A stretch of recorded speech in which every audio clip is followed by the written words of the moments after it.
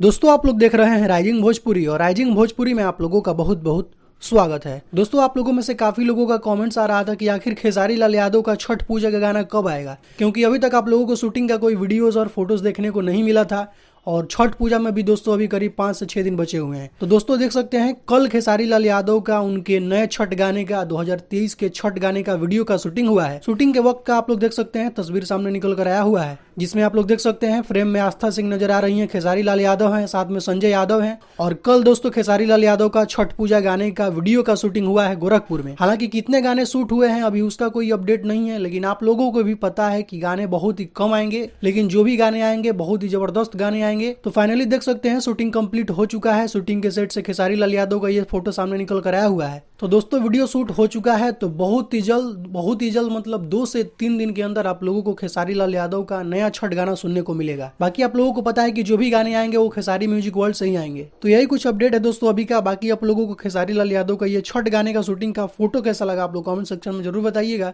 तो मिलते हैं नेक्स्ट वीडियो में। Thank you so much.